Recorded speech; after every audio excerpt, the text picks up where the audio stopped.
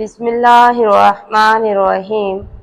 آج جو عذاب الہی پوری دنیا میں اللہ تعالیٰ کی نافرمانی، دولت اور جائیداد سے محبت کرنے کی صورت میں نازل ہو چکا ہے، ہر فرد توبہ توبہ کر رہا ہے، کیونکہ ہمارا شیوا بن گیا ہے کہ جب ہم پر انفرادی یا اجتماعی آفت نازل ہوتی ہے تو ہم خدا سے توبہ کرتے ہیں۔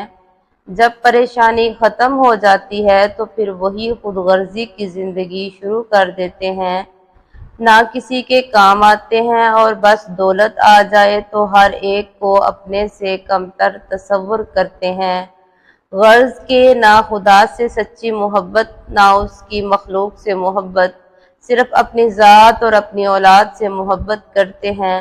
لیکن وہ لوگ جو خدا اور اس کی مخلوق سے محبت کرتے ہیں، خدا بھی ان کو ہر عذاب سے محفوظ رکھتا ہے۔ اس بار سچے دل سے ہر شخص توبہ کر لے اور دوسروں کے کام آنے کا اپنے آپ سے وعدہ کر لے تو آفت ٹل سکتی ہے۔ یہ ایسے ایک شخص کی کہانی ہے جس نے سچے دل سے توبہ کی۔ خدا نے اس کے بیٹے کو ایک درویش کی دعاؤں سے صحت مند زندگی عطا کی اور آج وہ ایک بہت بڑی کمپنی کا مالک ہے، اور اس کے والد جن کا نام رانا آصف ہے، خدا کی مخلوق کے کس طرح کام آ رہے ہیں، اس کہانی کو پیش کرنے کی جسارت کر رہی ہوں۔ کراچی کے رہنے والے اکرم نامی شخص کا کہنا ہے کہ میں چند ماہ پہلے ایک شادی میں شرکت کے لیے کراچی گیا۔ وہاں پر میرا دوست الطاف قادر بھی اٹلی سے آیا ہوا تھا، جس کی چند ماہ سے کوئی خبر نہیں تھی۔ ہم دونوں نے ایک روز صدر کی مشہور دکان سے نہاری کھائی، جس کی نہاری بہت مشہور تھی۔ رات کو کھانے کے لیے کوئی سیٹ خالی نہیں تھی، باہر ایک لمبی سی لائن بھی لگی ہوئی تھی۔ خیر، ہمیں مالک دکان کے سامنے سیٹ خالی ہونے پر جگہ مل گئی۔ حالانکہ بہت زیادہ ریٹ تھے، لیکن لوگوں کے پاس پیسہ اپنی ذات پر خرچ کرنے کے لیے ہے، لیکن کسی غریب کو ایک وقت کا کھانا کھلانے کے لیے نہیں ہے۔ پھر ہم نے ویٹر سے پوچھا، یہ باہر لمبی سی لائن لگی ہوئی ہے، یہ کون لوگ ہیں؟ کیا مالک کی طرف سے ان کو مفت کھانا تقسیم ہوگا؟ اس نے آہستہ سے کہا، وہ سامنے جو ایک مالک بیٹھا ہے، یہ تو کسی ایک آدمی کو بھی کھانا مفت نہ کھلائے۔ کافی عرصہ سے اسی ٹائم ایک آدمی خاموشی سے آتا اور مالک کو رقم دے کر چلا جاتا ہے، لیکن آج اس شخص کو کسی نے نہیں دیکھا۔ لائن ختم ہو چکی ہے مگر کھانا ختم نہیں ہوتا۔ بڑی برکت ہے اس شخص کی کمائی میں، جو بھی اس دور کا درویش ہے۔ خیر، ہم لوگ نہاری کھانے میں مصروف تھے۔ اسی اثنا میں سادہ سے کپڑوں میں ایک آدمی بیگ لے کر مالک کے پاس آیا۔ مالک اس کو لے کر اندر کمرے میں چلا گیا۔ جو مالک دکان کسی گاہک کو خاطر میں نہیں لا رہا تھا، وہ اس کی عزت و احترام سے رخصت کر کے باہر تک آیا۔ جیسے عموماً ہم ہر ایک کو غلط رویے سے دیکھتے ہیں، میری بھی سوچ ایسی تھی۔ جب ہم کھانا کھا کر باہر آئے تو وہ بھی شخص باہر ضرورت مند لوگوں کی لائن میں کھڑا تھا۔ نہ چاہتے ہوئے میں نے کہا، یہ کون آدمی ہے جس کو مالک دکان نے اتنی اہمیت دی ہے؟ وہ خود لائن میں اپنی باری میں کھڑا ہو کر کھانا لینے کے لیے کھڑا ہے۔ میں نے ضروری کام کا بہانہ کیا، کل شادی والے گھر ملاقات کا وعدہ کر کے، اور الطاف ٹیکسی میں بیٹھ کر چلا گیا۔ اتنے میں ایک شخص ڈبے میں نہاری اور روٹیاں لے کر چل پڑا۔ میں بھی آہستہ آہستہ اس کے عقب میں چلتا رہا اور پھر اختر کالونی والی بس میں سوار ہو گیا اور ایک کوارٹر میں تالا کھول کر اندر چلا گیا۔ تھوڑے وقفے کے بعد میں نے سوچے سمجھے منصوبے کے تحت بیل دی۔ وہ صاحب باہر آئے۔ جی حکم۔ میں نے اپنا نام بتایا کہ میں یہاں پر قربت میں کوئی محمود صاحب ان کا پتہ معلوم کرتا تھا۔ وہ مسکراتے ہوئے بولے، آپ صدیقی ہو کر جھوٹ بولتے ہیں، آپ تو میرا پیچھا صدر سے کر رہے ہیں۔ بہرکیف بولیں کس قسم کی امداد درکار ہے، اور مجھے ایک الماری کھول کر بولے، جس قدر ضرورت ہو رقم لے لیں۔ وہ الماری نوٹوں سے بھری تھی اور زیادہ تر نوٹ بڑی رقم والے یعنی 5,000 والے تھے۔ نہیں جناب، آپ کی دعاؤں سے میں معقول پینشن لیتا ہوں، اس پر میرا کوئی حق نہیں ہے۔